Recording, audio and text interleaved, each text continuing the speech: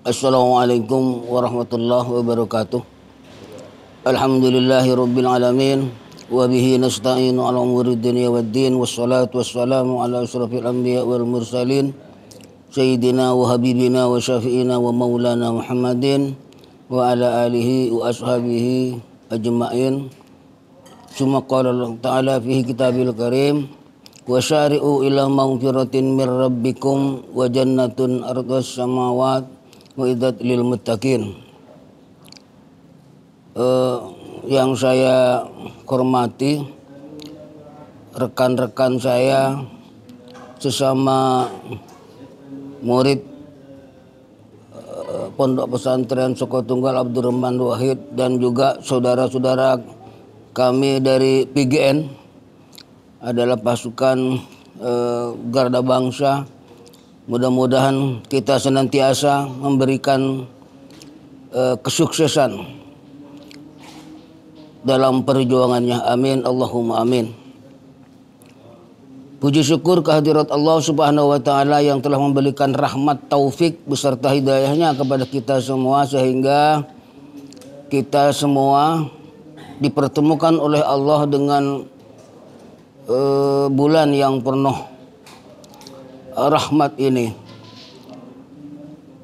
Saudara-saudara sekalian, kaum muslimin, shaimin, shaimat yang saya hormati, mohon izin saya ingin membahas tentang puasa dalam perspektif imanasi kaum sufi. Mohon izin karena memang kalau menurut saya masih banyak hal-hal yang di dalam puasa ini kegiatan-kegiatan yang lebih tinggi seremonialnya. Maka dari sudut pandang dari kaum sufi ingin saya kupas ini. Kita semua tahu bahwa Allah memberikan kemudahan kesempatan kepada kaum muslimin, kepada umat Muhammad, yaitu adalah seperti yang banyak disampaikan, yang itu pada 10 hari rahmat, kemudian 10 hari berikutnya adalah maghfirah, 10 hari kemudian adalah idkun minan nar, atau kal waladu yuladu alal ummihi kadat yuladu alal ummihi, seperti anak yang baru keluar dari bayinya. Itu sudah pasti bagi kaum sufi, bagi orang-orang yang ulama terdahulu yang meyakini bahwa puasa itu adalah perintah Allah, sudah pasti hal yang seperti itu. Yang menjadi pertanyaan lagi-lagi bagi kita, bagaimana caranya membuat mendapat rahmat, maghfirah dan idkun sampai idkun minan nar. Itu yang mungkin barangkali perlu kita ketahui bersama. Seorang ulama salaf itu kalau beramal, ada yang tidak peduli tentang itu, apa saya dapat pahala atau tidak. Yang terpenting adalah dia mendapat ridho Allah, dan yang dilakukan adalah sesuai dengan perintah Allah. Itu yang prinsip-prinsip yang dipakai oleh kaum sufi terdahulu. Maka para sufi itu ketika beramal, beraktivitas itu tidak akan lebih tinggi budayanya itu, karena sementara kita ini ya sebagai manusia biasa, komunitas modern lah atau apa gitu, memang kadang-kadang lebih tinggi seremonialnya ketimbang esensinya. Tapi marilah kita rubah bahwa puasa itu adalah benar, adalah bulan kesempatan yang oleh Allah diberikan maghfirah, rahmat dan idkun minan nar itu sekali. Tetapi apa ya kita dapat itu sekali lagi, apa ya? Karena memang ada hadis itu yang berapa banyak orang yang berpuasa itu kan tidak dapat pahala, hanya lapar, haus dan lapar. Nah itu yang mungkin menjadi titik tolak bagi kita semua untuk begini, bahwa ada sumbernya, ada wanti-wanti dari Allah, dari Nabi Muhammad SAW, bahwa beberapa banyak orang yang puasa tetapi tidak mendapat apa-apa. Nah inilah yang harus kita renungkan pada dasarnya. Sementara janji Allah itu tidak akan pernah meleset. Tapi memang kita tidak tahu pemberian Allah rahmat itu seperti apa. itu sudah diserahkan oleh Allah, karena Allah itu sudah maha segala-galanya, maha pengampun, maha rahmat, maha memberikan hidayah dan lain sebagainya. Itu adalah urusan Allah. Yang kita ini adalah sebenarnya adalah niat kita, nawaitu kita, amal kita ini yang harus memang harus kita selalu kita perbaiki. Karena ada sebuah syair itu dimuat oleh kitab-kitab yang sufi, wa kullu man bighairi ilmin ya'malu a'maluhu mardudatun la tuqbalu. Barang siapa yang beramal, beraktivitas tidak disesuaikan dengan ilmunya atau tidak hukumnya atau tidak taruhlah itu ini, maka itu ilmunya amalnya itu ditolak. Nah, janganlah sampai seperti itu. Kita harus terus mengkaji. Ya, misalnya pada bulan puasa ini kita terus mengkaji sebenarnya esensi berpuasa itu apa saja, kan begitu ya. Kalau menurut Abdul Qadir Jailani itu kan dalam kitab Al-Ghunyan itu kan puasa itu ya memang ada beberapa hal. Yang pertama adalah puasa itu memang meyakini itu adalah perintah Allah, yang itu adalah semua orang tidak bisa mengingkari, bahkan kalau mengingkari itu adalah menjadi kufur dan lain sebagainya. Kemudian bahwa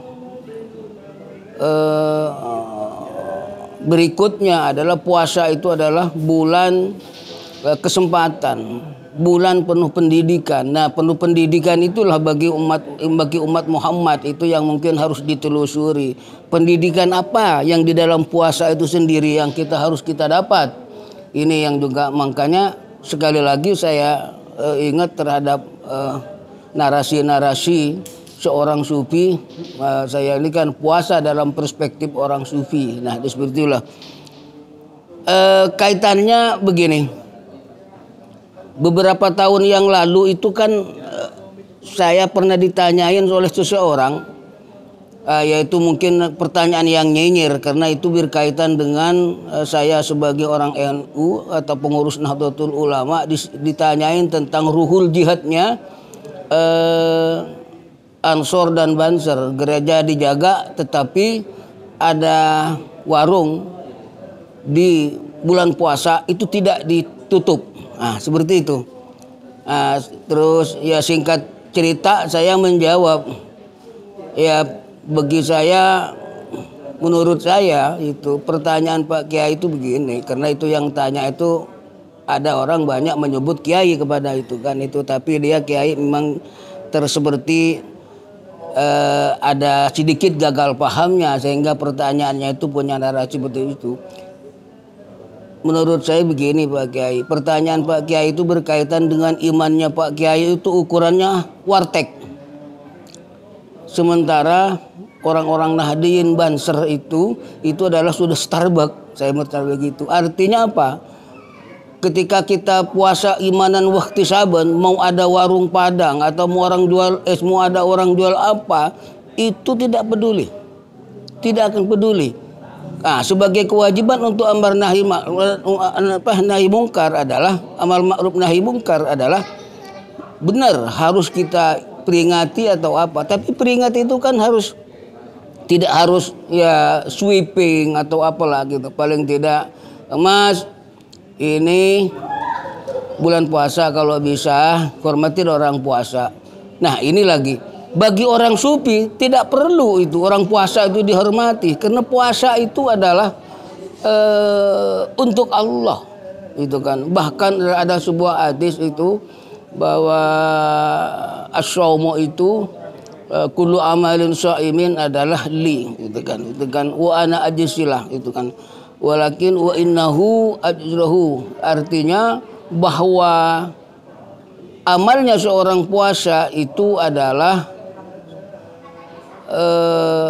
bagi umat Muhammad adalah ya itu memang untuk Muhammad, itu untuk amal orang itu, tetapi Allah memberikan jaminan dan Allah sendiri yang akan memberikan pahala. Ini yang memang harus tanpa reserve kita kita tanamkan dalam hati bahwa Allah sendiri yang memberikan pahala kepada kita. Maka kita benar-benar kalau puasa itu ya yang paling bagus menurut kaum sufi terdahulu itu yaitu imanan wahtisaban. Benar enggak? Benar enggak puasa kita adalah puasa yang benar-benar imanan wahtisaban? Itu yang barangkali yang perlu di ini. Agar puasa kita, ya mohon maaf sekali lagi tidak terlalu banyak ini. Karena apa? Karena puasanya seseorang itu adalah sama dengan orang-orang haji itu sendiri. Mabrur, diterima atau tidak, itu ada ukurannya, itu adalah setelah puasa. Di orang haji begitu juga, setelah pulang haji apakah itu lebih baik amalnya? Ya begitu juga.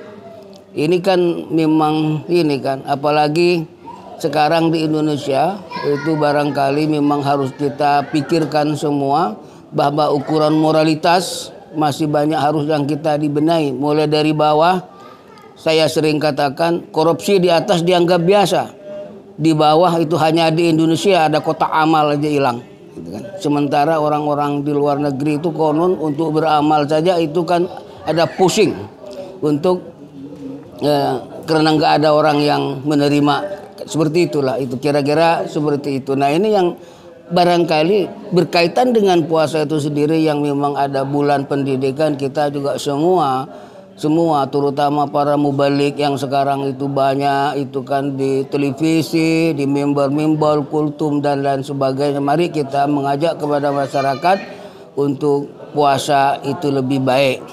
Itu yang ini. Kemudian ada pertanyaan lagi gitu kan, agar kita itu makin himmah berpuasa itu makin intens adalah asyamu farhatani. Di dalam puasa itu adalah ada dua kebahagiaan. Ida aftor gitu. Ketika kita menunggu buka puasa itulah kebahagiaan orang puasa. Yang kedua adalah indalika rabbi, ketika bertemu dengan Allah. Nah ini yang dimaksud kegembiraan bertemu kepada Allah itu seperti apa? Kalau merujuk kepada dalam Al-Quran, wa may ya'mal amalan sholihan wa la yusyrik bi ibadati rabbihi ahada, itu seperti itu. Artinya orang yang nanti paling bahagia berketemu Allah di surga itu adalah ketika kita melihat Allah di surga. Dan itu adalah orang-orang yang beramal soleh dan tidak menyekutukan. Itu kalau dalam perspektif Al-Quran. Nah kalau dalam perspektif puasa ini seperti apa? Ini yang ini. Ada yang bilang bahwa ada analogi begini, bahwa mari kita berpuasa itu untuk Allah imanan wahtisaban, seolah-olah kita bertamu kepada orang kaya, atau kita mau masuk surga itu nantinya, tapi kita tidak bisa bertemu kepada Allah. Itu kayak apa? Atau bertamu silaturahmi kita kepada orang kaya, tapi di situ tuan rumahnya tidak ada. Itu ibaratnya seperti itu. Ada yang bilang seperti itu, tapi terserah. Itu kita silahkan aja itu memaknai itu ini. Yang jelas bahwa itu adalah hadis Rasulullah SAW yang harus kita yakini, bahwa kebahagiaan orang puasa yang dilakukan oleh puasa imanan wahtisaban itu adalah nanti kebahagiaan yang tiada tara adalah ketika liqa rabbi, ketika bertemu dengan Allah. Entah wujudnya seperti apa, apakah kita ya sudah kena puasa kemudian melakukan mulai dari awal amalan-amalan sunnah juga dilakukan, ditambah tarawih semuanya, kemudian tadarrus dan lain sebagainya, sampai melakukan iktikaf. Itu karena demi itu kan bulan yang penuh rahmat ini adalah, disitulah mungkin seolah-olah orang itu sudah menemukan kebahagiaan tanpa reserve. Karena apapun ketika disandingkan dengan yang namanya wajhullah, yang disepat di dunia ini adalah semuanya materi, itu tidak ada apa-apanya, tidak sebanding. Maka disitulah yang puasa apa namanya, ajakan-ajakan atau amalia-amalia yang dilakukan oleh kaum sufi itu seperti itu. Saya kira seperti itu. Kemudian pertanyaan atau kajian selanjutnya adalah ketika idza jaa Ramadan itu gulikat itu kata Abu Benar pokok sufiat itu syaitan. Jadi ketika tiba bulan puasa itu adalah pintu surga dibuka. Kemudian yang ini adalah yang perlu kita bahas adalah bahwa ketika bulan Ramadan itu tiba, setan itu adalah demikian. Wasubsiyatis syaitan. Itu dalam Al-Qur'an memang seperti ini itu. Artinya setan itu dibelenggu. Nah, tetapi bagaimana kok kita masih banyak setan itu dibelenggu, tapi masih banyak orang puasa atau orang-orang yang tidak puasa itu masih berpuasa itu masih tergoda oleh hal-hal yang membatalkan puasa misalnya. Kalau menurut orang-orang yang istilahnya ulama salaf begini, kalau setan itu kan memang suatu yang gaib, kemudian setan itu memang dari tidak bisa lepas dari sifat buruk, dan setan itu bisa terjadi dari manusia dan jin. Itu yang harus kita ini. Artinya apa? Bahwa kita hati-hati masuk bulan puasa itu karena Allah sudah membelenggu setan itu. Tetapi sifat-sifat kebinatangan, sifat-sifat setan itu sebagai manusia adalah kita masih nggak bisa mengendalikan itu yang kita ini. Nah, tapi ketika kita kembali lagi kepada puasanya yang memang imanan waktu saban, insya Allah itu semua sifat-sifat setan yang sudah dibelenggu oleh Allah itu kita akan lenyap begitu saja, dan setan tidak akan menggoda kita. Nah, disitulah yang harus kita inginkan. Kemudian karena memang sifat-sifat setan itu kan memang dianalogikan dikaitkan dengan juga manusia, jin dan lain sebagainya, dan jin itu sendiri memang menempel di kita yang kita tidak tahu, itu selalu terobsesi untuk mengajak kita kepada sesuatu yang jelek. Konon itu anak-anak biar nanti di yaumil mahsyar, di akhirat itu nanti biar ada temannya untuk menjadi kayu neraka. Naudzubillah min dzalik. Itulah, mudah-mudahan sekali lagi puasa kita adalah dilakukan dengan imanan waktu saban, sehingga menjadikan puasa yang tidak hanya mendapat rahmat maghfirah, tetapi itkun minan nar. Inilah yang kita harapkan. Semoga puasa kita tahun ini adalah mendapat itkun minan nar, puasa dengan benar, dan Allah mempertemukan nanti puasa yang akan datang. Amin, Allahumma amin. Demikian, wallahul muwaffiq ila aqwamit thoriq. Wassalamualaikum warahmatullahi wabarakatuh.